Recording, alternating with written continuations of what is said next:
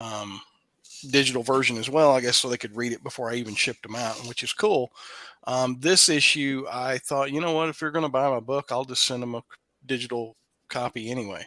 So I didn't give them the option to purchase the digital copy if they bought a print copy. I'm just going to send it to them. Everybody that buys a book can get the digital copy as well. Oh, that's interesting. Do you mind if I ask, how did you decide that? I don't know, Tim. I thought, number one, I want people to read my book. And if they're Right, getting the right, digital right. copy, they're not getting it to look at the pretty cover.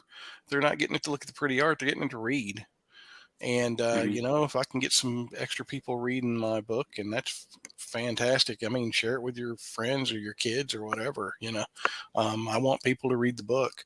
And as a matter of fact, the digital buy-in on my second issue, if you buy the $5 digital copy, you also get issue one as well for no additional charge. So because that way, people, why would you buy issue two if you've never read issue one? You know. Right, right. I ask you that because number one, because I know you're a collector and you probably prefer print issues, right? Oh yeah. Oh yeah. Yeah, I'm the same way. I prefer print, but it's Yeah. fair to say that every time now digital is my fastest growing category and Yeah. largest And I category. mean, the people, the newer consumer may just, may be in it for the digital stuff, and that's, if that's what they want, then I'm by all means I'll offer it for them. You Gotcha, know. gotcha. Okay, let's jump over to Lori. Lori, for your digital packages, and if you don't mind sharing, how much are they and how did you arrive at your price point? I also do $5 for the single PDF, and I also do what Steve does, where if they're getting a physical, they just automatically get a PDF. I do offer a single tier where it's physical only, and it is a little bit cheaper. So if Okay, they can we just want ask a how physical, cheap is it? it's $10. Oh, that's So not bad. my typical package is 15. So you get the PDF and a single copy of the comic, a physical copy. So I'll do like a $5 for just that issue. I'll do $10 for just the physical, no digital, and then everything else is 15. However, I do bundle the PDFs, and I will usually like knock off you bundle it and you get one for free. So my Right. next Yeah. campaign, I'll be doing 4 issues, so you'll pay $15, but you'll get 4 PDFs. Yeah. Gotcha. The other thing that I like to do for my PDF backers, because a lot of them are international, I make sure that my very first stretch goal is a PDF bundle. That way they can also get a stretch goal, because when you're only giving physical stretch goals, they miss out Right. 100%. So my very first stretch goal is always an indie PDF, like a group where you get like 8 or 10 comics, first issue, where they can read new comics maybe they haven't read before. Yeah. And it helps everybody. It helps the Mhm. indie people that are, getting new readers. They're tapping into my audience. Maybe Yep. someone in my audience really likes to read Drumsticks of Doom, or any of Matt's Yeah. 3,000 books. I think I'm in that group too. Thanks for including me, Lori. Right? So it's if their first time, reading one of Matt's books, and they really like it, then Matt gets new readers too. Yeah. But that way everybody Yeah. kind of wins, everybody's getting something. So that's one of the things that I like to do for my PDF people. Nice. Awesome. So let's jump over to John. And John, you and I are digital swap partners too. What's your thought? First of all, tell us a little bit about your digital strategy. And with that, do you also offer the titles all at once? Do you do it one at a time? How do you do it? And why? Well, we definitely offer all of our titles in digital, and actually we have no current home to warehouse them. So through the Kickstarters is the best way to get your digitals. Mhm. I like to be very confusing, so I do half of the price point of the book, of the main cover. So this issue is based on the length of the book is $8. So the PDF is 4. Last issue was 6, so it's 3. I like people to bring singles when they come to see me at conventions. So I always price my books at terrible, non-round, not easy to calculate numbers. So I usually go $4, $1 for every 4 internal pages is how I do my price point. So if anybody's wondering. But yes, so I always do the digital for any issue and the catch-up tier. Like Lori, if it's a longer running series, I usually discount with as each grows. Give usually $1 off as they grow. So by the 4th issue, the first one's free.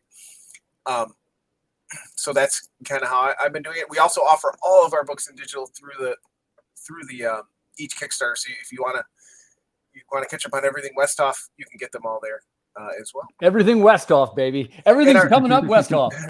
Not so much. And mostly I do that. I would love to give away, the digitals for cheaper, but they are part of the production of the book, and we love our digital backers. They literally carry the company. We like you said, we get so many people international and just can't, pay the shipping that want to support the book in some way and want to read it. And that's just, it's a great feeling to be able to click that button and know that it's going to, 75 people around the world when you send it out. Right. For real. So we'll jump over to Matt. How about you? How do you handle your digital backers? And if you don't mind answering, what your price point is, and what would you recommend for new people? Yeah. So if it's a single issue, we will do like $3. If there are more issues as a package, we'll bundle it and reduce the price as you're getting more. I do the $3 PDF. One thing that really gets to me is if somebody sent me a message and they're like, "Hey, I can only afford to do the PDF. I wish I could do more." I always write them back and I'm like, "Please don't apologize for that. I'm just excited that you want to get the book." But one thing that I do like about digital is, when we go to print a book, we have to do that divisible by 4. Right. So I might have extra art that I can't get into the print copy. If somebody does a nice piece of fan art, I can very easily add that to the digital copy, and I don't have to worry about, hey, this is no longer divisible by 4, and the printer is going to send me a message going, hey, we can't do this unless it's this. So $3 for a single issue, and I like to try to add extra stuff in there. So that's my philosophy on that.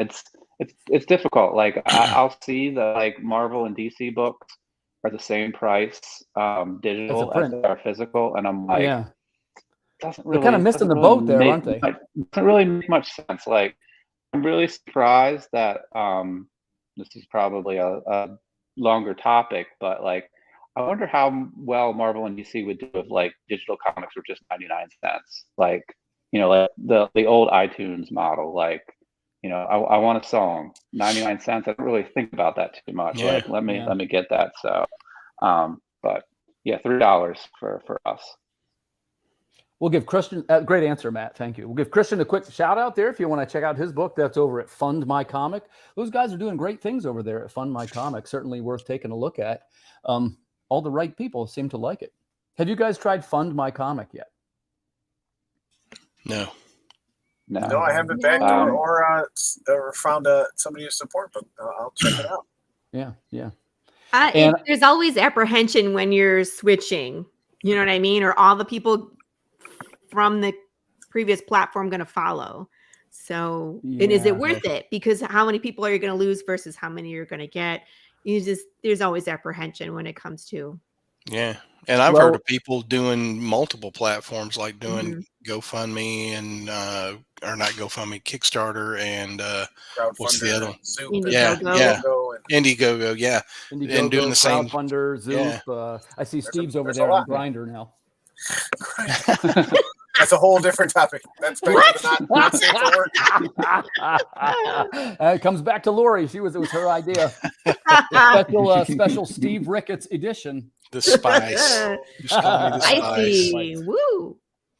So I just want to say, I'm just saying it was 101.